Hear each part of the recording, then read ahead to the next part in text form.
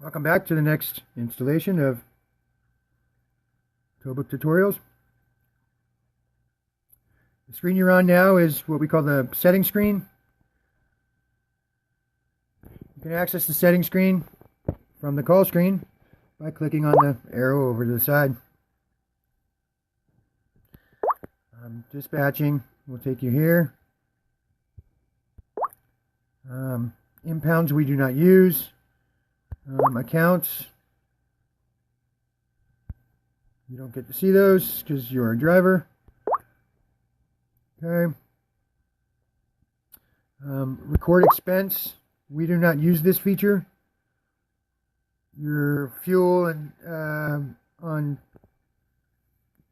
covered fuel deliveries is already configured into your commissions, so we don't use this. Okay, but there is one area that we do use, and that is the settings area. In here you'll see a couple options. Report location, that tells the app whether or not to report back to the server what your location is. You have notification looping. This is for the night shift guys that like to catch a Z in the middle of the night. When the application goes off to notify you that you have a call, it only goes off for a short period of time. You can increase that time and tell it to continually loop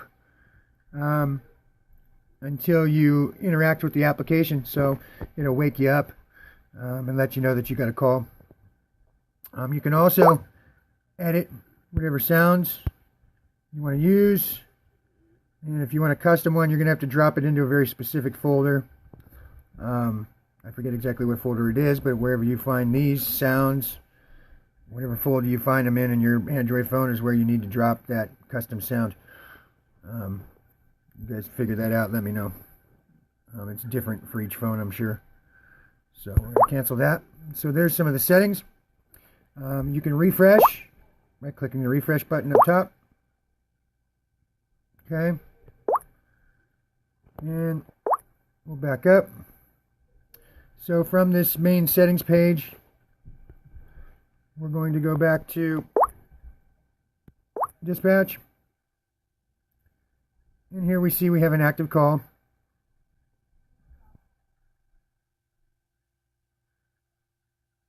Once you have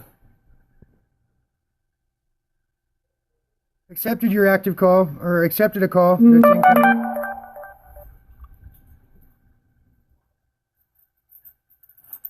once you've accepted an incoming call, it'll end up in your active list. The first thing we ask that you do is edit the call. And, I'm sorry, let me back up here.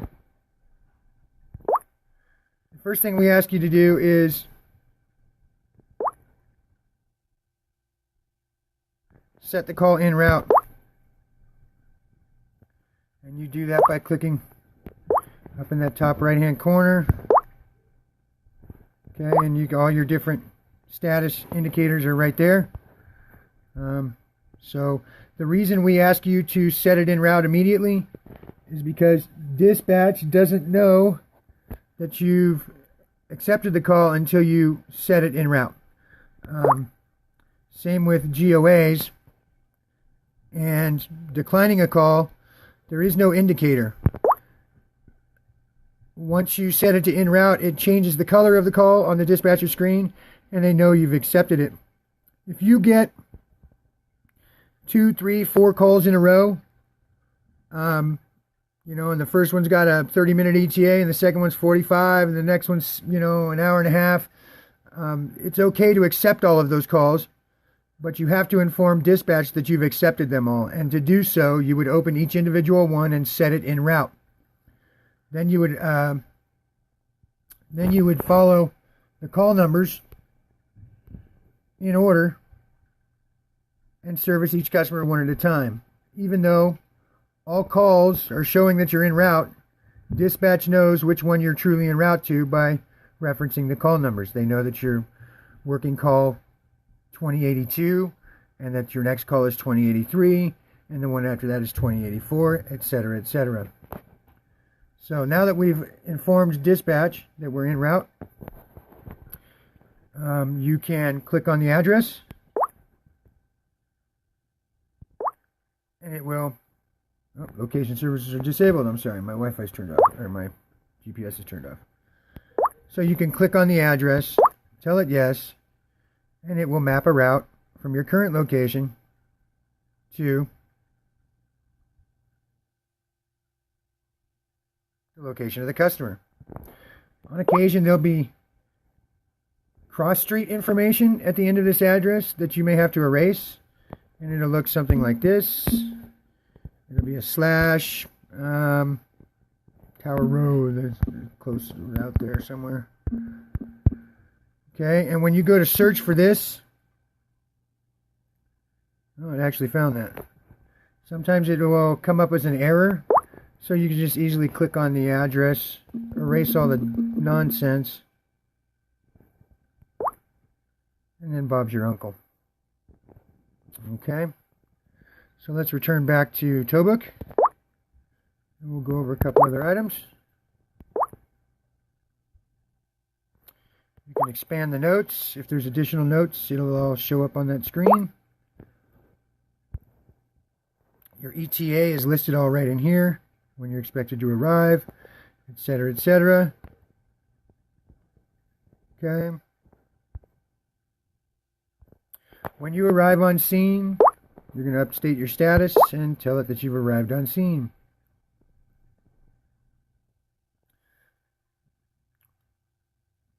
Once you've arrived on scene, you're going to do a visual inspection of the vehicle. If it's a lockout, you're going to check the door frames of the door that you're going to break into. If it's a tire change, you're going to take a good look at the wheel well, the rim, and if you notice any existing damages, open up to the camera, click from camera, and then go ahead and shoot yourself a picture. My battery's a little low. But you'll be able to shoot yourself a picture and then save that to the file. Also, if there's pre-existing damage, please open up the open up the file and go right here where it says dispatch existing damage notes, right above dispatch notes, and you can put dents around door frame,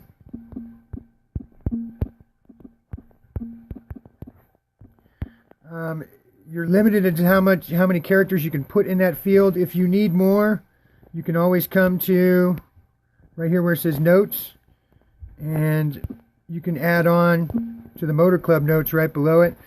I ask that you start it out with driver so that we know that you made the notes, and then customer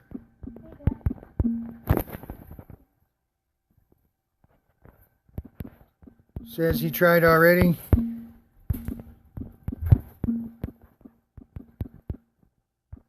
To get in, and then you'll save the call.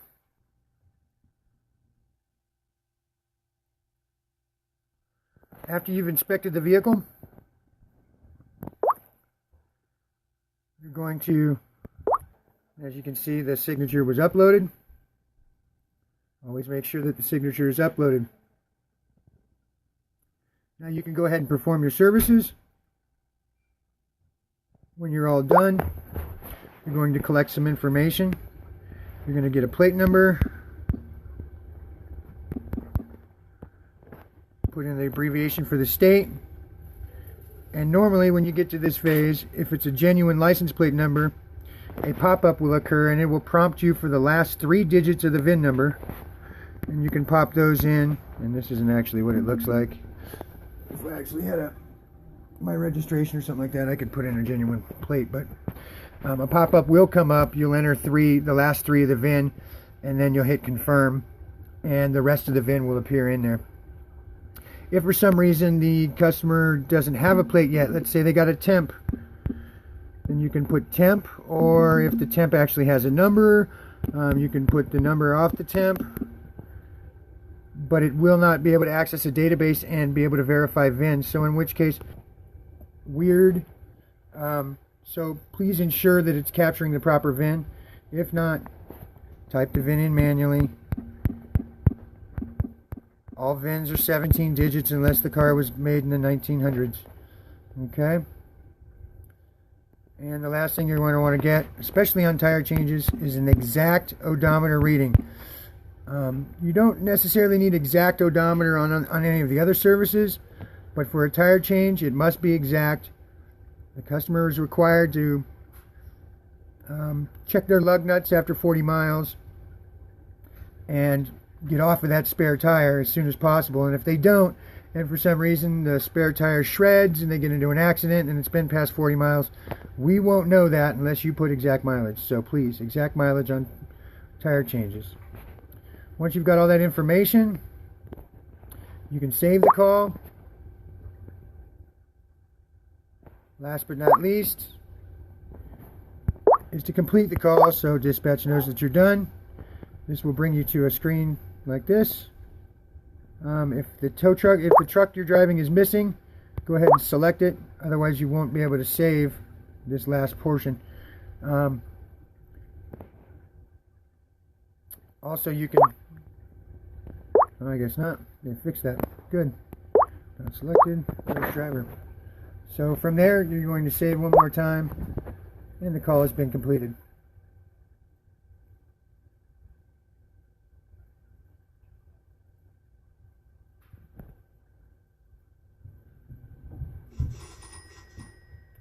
And as you can hear in the background, dispatch has been notified that the call is completed.